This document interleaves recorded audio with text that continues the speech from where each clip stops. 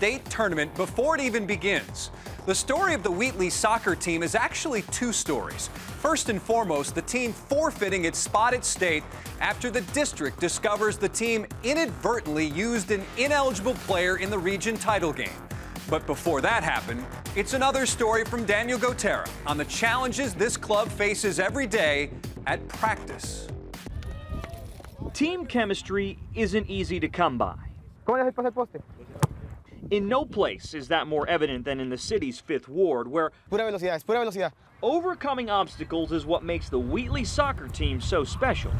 If you ask me personally, I never, ever seen a team like this. The guy they call Bosco speaks from experience. He's originally from Tanzania. That's Swahili he's speaking. In fact, 2 other members of the team were also born in Africa. Mira el portero y mira lo que hace. 80% of this roster are immigrants, including striker Kenny Medina. Somos un grupo soñador. We conducted our interview in Spanish. I asked him what it meant to him to take the field each day. Nunca pensamos haber llegado hasta aquí. Nunca pensamos ir tan lejos con el equipo. But for this group, language barriers are easy to deal with. They make a very weird sound, which I'm not sure I've memorized enough to repeat. We have this kind of word, I don't know if I should say or not, but... Top secret. Yeah, top secret. I don't want nobody to know that we have it, but... Gotcha. What's more amazing is how this team reached their state goal. You see, a trip to their practice field is nothing short of eye-opening. La verdad, nos faltan muchas cosas para prepararnos. Come over here, because I don't want to die right now. Their one somewhat operational goal has to be held up during drills, and it doesn't have a net because a giant hole prevents it from being hung. The turf is more weeds than grass, and soccer equipment is covered in rust. It's really inspiring to watch because now I could tell it's not just about how much I coach, it's about them wanting it, they're hungry. These teenagers play because they love the game and each other. A chemistry. He was already going that way when you shot it, okay? Teams spent years trying to perfect. It's just a special group. I think it's destiny happening here. Looking where I am and where we are, if you talk about pride, man, I have a lot of pride in me right now. We all do.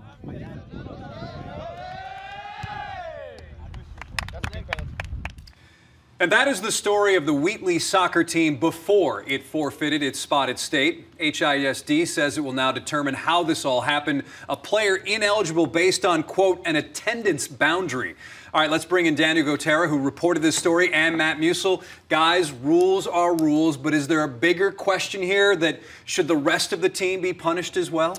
Yeah, my standing is that, look, as you said, rules are rules, and you have to follow them. In that case, the one who made the decision to play this player was the coach, right? The other guys had no say in the matter, so why penalize them, suspend the coach, and then move on with the situation? Now, I know it's tough to kind of parse that, how it impacted the actual game, how that player did. Well, because maybe we don't know who the player is. Exactly, right. But maybe the UIL can review the game video. Go back, maybe there's a board that goes through these sort of issues. That's where my standing is, and that's what bothered me the most about the situation. If it's an innocent mistake, now if we find out this guy was a star player, well, they said it was inadvertent. Let's be very clear about that. It was inadvertent in this case. The only one, I go back to Yates winning the 2013 and 2014 state basketball titles. That was the only way they found out that this Dallas Madison player was ineligible is he was charged with murder. Now, this is not this case at all, but they would have never found that out. This guy was ineligible for 2 seasons.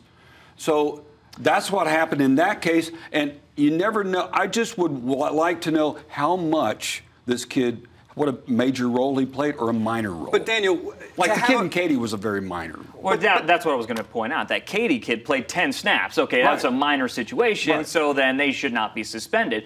Say this Wheatley kid played 10, 15 minutes. Does the whole team deserve to be suspended? Right. And what makes this case so much worse is what we saw right there in the story. These kids have been dealing with nonsense out there on the field. Both HISD and the UIL didn't seem to care when they were just practicing out on dirt fields in the middle of weeds with rusted out equipment. But now, when it comes to the most important time, Everybody is on this team, and that's very unfortunate, especially on this stage where some of these kids could really benefit from playing at the state tournament. So I was going to say, that's where you were saying before we went on the air, the college recruiters are going to be at the state tournament. As you guys know, That's a they're big all deal. over the state tournament. But is there enough time to hold a review? I mean, these things usually happen days before a playoff game, a state game. Is there enough time, in theory, to hold a review process? Well, think about it. In this situation, they played on a Saturday. UIL doesn't play on Sunday for religious reasons. And then you have Monday, Tuesday. So you have a 3-day period there to find out if anybody was ineligible and then to review that situation. You can get that done, especially with a group that has so much power like the UIL. But then again, they're too fancy in their chairs in Austin. Well, there you go. It's not the first time this has happened, and unfortunately, it certainly won't be the last time. Thank you, Daniel and Matt. All right.